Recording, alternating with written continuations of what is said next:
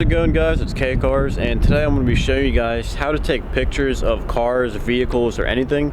So I probably have about 1,000 pictures of the Challenger, and I realized I don't have a single good picture of the Jeep that I just got a few months ago. I figured since it's such a nice day today, I would go ahead and take the Jeep out, take some pictures, go to a few different locations, and make a video tutorial and show you guys how I take pictures and the process and gear that I use. So I hope you guys enjoyed today's video, and let's go ahead and get started.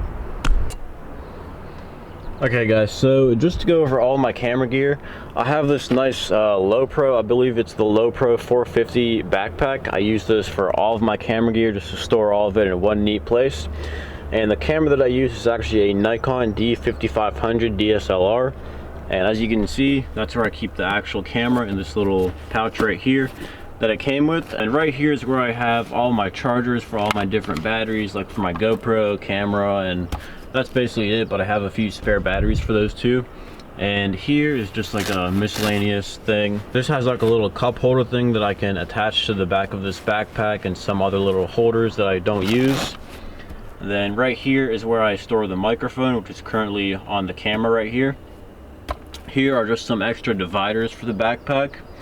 And then right here is my GoPro Hero 7 Black. Here's my GoPro Hero 4 Silver, I'm pretty sure. Then here are all my different GoPro mounts. You see my chest mount, it's all muddy from the ATV video that I posted a few weeks ago. I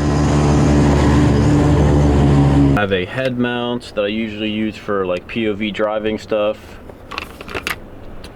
I have this little tripod for the GoPro, this little adjustable arm thing, and some other miscellaneous mounts for the GoPro, including a suction cup, which comes in pretty handy for driving as well. And in here I have my different filters, nothing too fancy. So this is just a circular polarizing filter. So this basically helps with glare. So if you're shooting on like a sunny day or something and there's like glare on your windshield, you can put this on your lens and then it actually turns to adjust where the glare will go, so you can actually completely get rid of the glare if it's on your windshield or something like that. And in here is where I keep my UV filter, which is currently on the camera right now.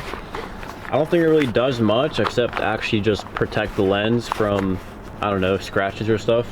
Here's my microfiber cloth, and right here I keep all of my GoPro batteries. I have 3 total, 2 from Wasabi and then 1 GoPro brand. And I also have my SD card in here as well. I also have 3 total batteries for my DSLR, and that came in very handy today because the battery that was actually in the camera was completely out, so luckily I had 2 other fully charged batteries. So that's pretty much it for my camera backpack. And some other gear that I have is a tripod from Oben. Depending on what kind of photography and videography you're going to be doing, the type of tripod you get isn't too important unless you're like a professional. You have to make sure that everything's like perfect or something. This one wasn't too expensive. I don't remember exactly how much it was, but I'm very happy with it. Right here is my camera slider. I've only used this thing once, and it's from iCan. If you're going to be doing like cinematic videos, then this thing is very useful. You want to make sure that this thing is good quality, not something light that's going to be like shaky and stuff and give your video some vibrations. So here's an example of what the camera slider looks like in videos.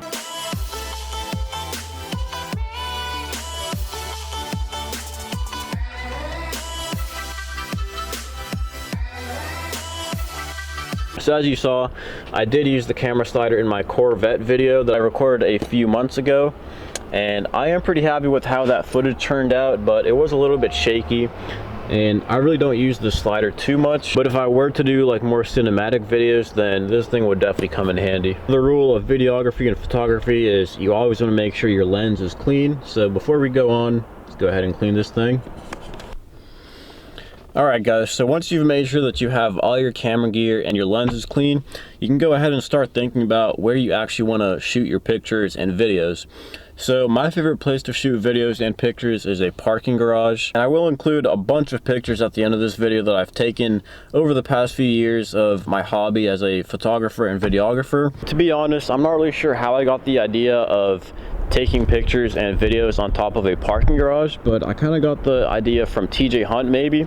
I know he used to film all of his videos on the top floor of a parking garage, and I kind of like that idea. There's literally no distractions here, nobody comes up here. I've only had I don't know, maybe 1 or 2 times where somebody has actually came up to the top floor of the parking garage where I was filming.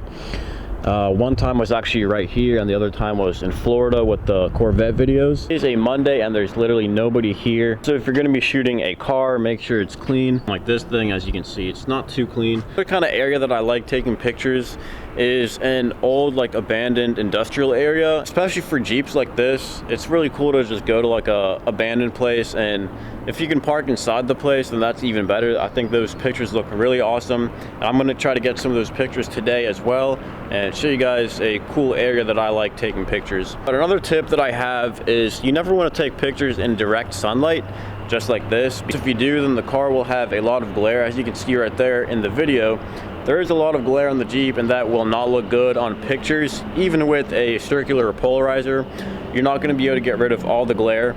So those are useful, but in direct sunlight, it's very difficult to get rid of all the glare. Because we are currently in direct sunlight, I'm actually going to go down 1 floor in this parking garage, and hopefully there's nobody there, and we can get some pretty nice pictures down there. See you guys when we get there.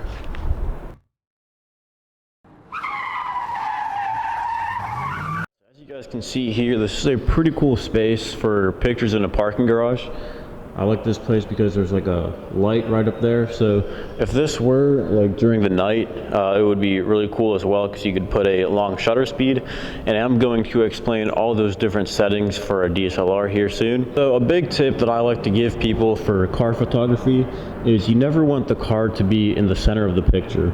I usually like having it in the corner or something like that. Also, what I like to do is zoom in a lot instead of getting close. This is an 18-55 lens that I'm using right now, and it's zoomed in all the way, and I feel like this looks a lot better than this. And that's just my own opinion. I feel like I would rather zoom in than just be really close to the car. I feel like it looks a lot better zoomed in like that. Also, another cool thing that you can do is if you have like halos like on the Challenger, you can go ahead and turn those on. I think they look really cool for pictures, and they definitely add a lot too. And since I do have LED headlights on this Jeep, I'm probably going to go ahead and turn those on for the pictures and see how it turns out. There's 3 main settings that you can have on a camera that has a manual setting.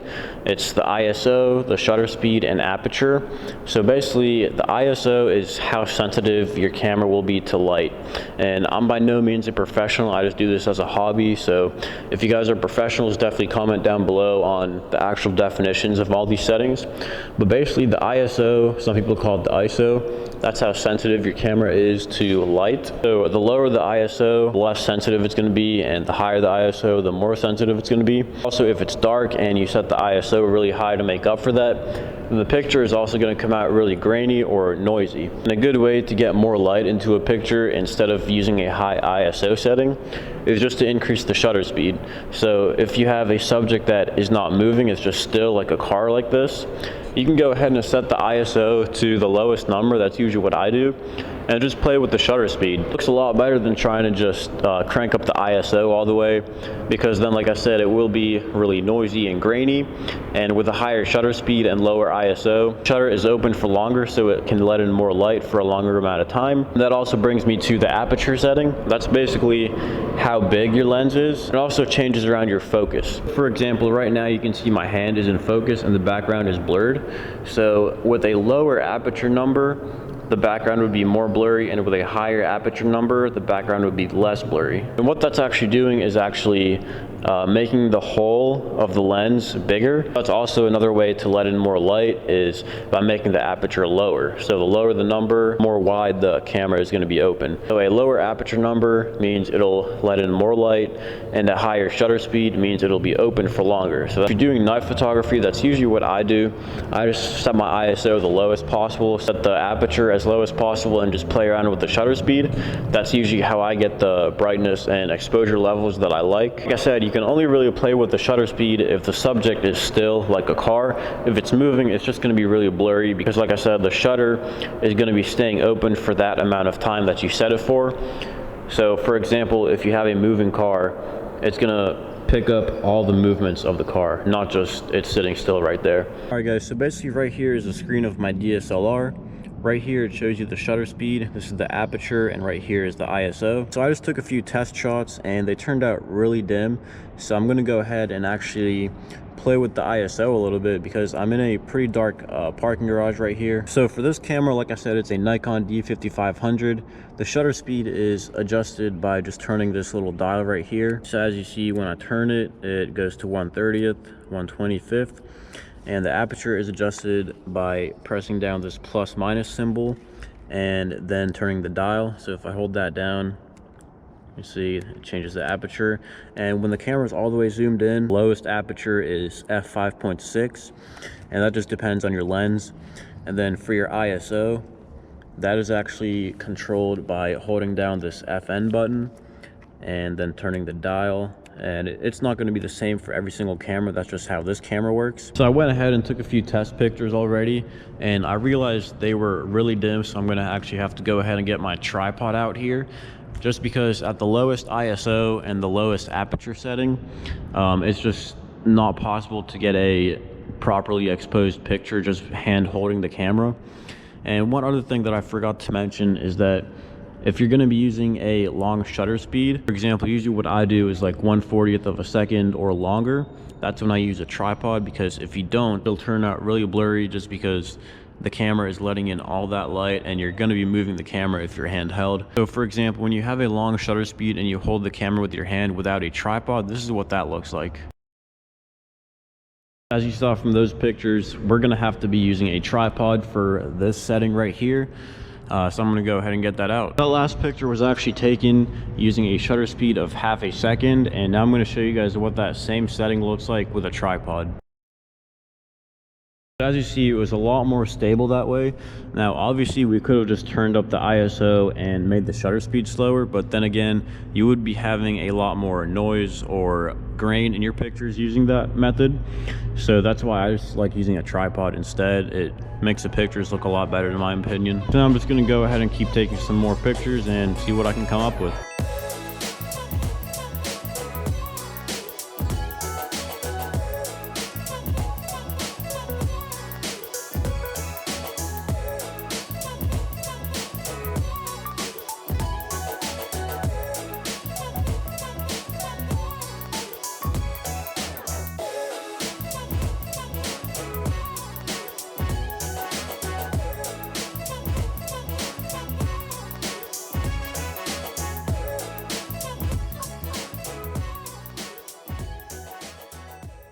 So as you guys saw, the only thing I really was messing with was the shutter speed. Whenever I turned the lights on, you saw I tried to make the shutter speed a little shorter just because I think it looks cool that way, especially with the lights on like that. I like having like a dark picture if you can only see the headlights. I don't know how to explain it, but I feel like it just looks kind of cool. And also you can experiment with different angles of the car. As you saw, I did go ahead and repark the Jeep like how it is right now. Put a few more pictures that way with the lights on and off. I'll be honest, I do prefer shooting pictures at night because I just like the way it looks a little bit better. You get more of the actual ceiling lights shining onto the car instead of the daylight. And I just like the way that it looks better. There's really no one correct way to take pictures of the DSLR. You just have to experiment in manual mode. And like I said, don't be afraid to use a manual mode. You really just have to experiment with different settings, like different ISO, different shutter speeds, and different aperture settings, just to really understand your camera and know how it works and know what you like, more importantly, to see what looks better for you. Let's go ahead and move on to the second location. Alright guys, so we made it here to the second location. As you can see, this is a pretty cool abandoned factory.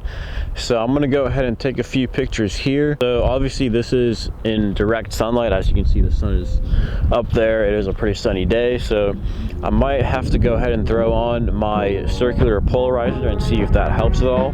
Hopefully it will, but yeah, we'll see how these turn out.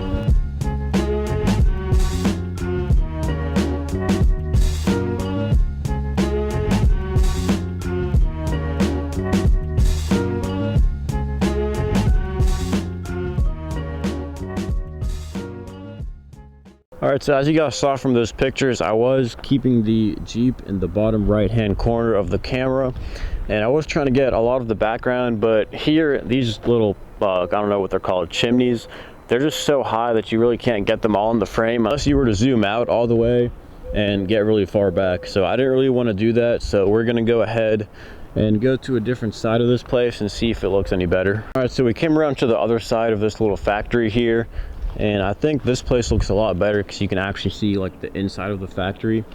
And I mean, your background for your pictures is really important, so that's why you want to actually like spend some time with your like position of the vehicle and actually where you're going to be shooting as well. I'll be honest, I think I actually like this location better than the parking garage, especially for a Jeep, because a parking garage is good for like sports cars and stuff like that, especially at night. Those are my favorite kinds of pictures to take, but for a Jeep, it doesn't really fit into the parking garage picture. I think it looks a lot better at an abandoned factory like this, in this kind of environment where it's not just straight up concrete. So let's go ahead and take some pictures and see what I can come up with.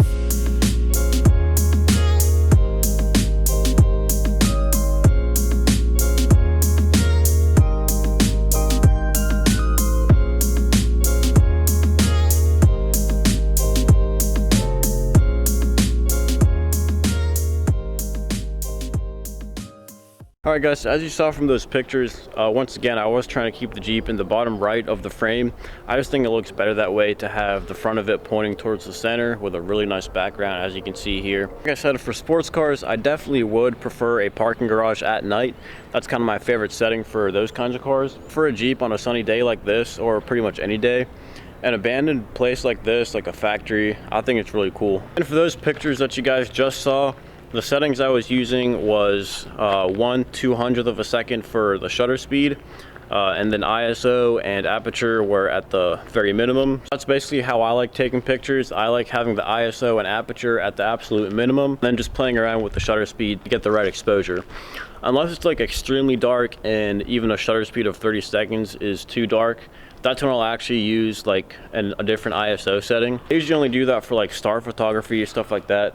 That's when you really need to have that extra ISO, because an exposure time of 30 seconds just isn't enough. But yeah, like I said, you really just have to go out to different environments, night and day, different settings, different subjects, and just play around with your camera, learn how to use it, and figure out what looks good for you. Because what looks good for one person isn't going to look good for everyone, and photography is really just about your opinion and what you like and the settings you like to use. If you have a camera, just go ahead and start playing around with the different settings, and that's basically how it all gets started. Like I said, at the end of this video, I am going to include a bunch of pictures that I've taken over the past few years with the same camera of different cars. Hope you guys enjoyed this little slideshow, and if you guys found this video entertaining or informative, be sure to like, comment, and subscribe. And as always, thanks for watching.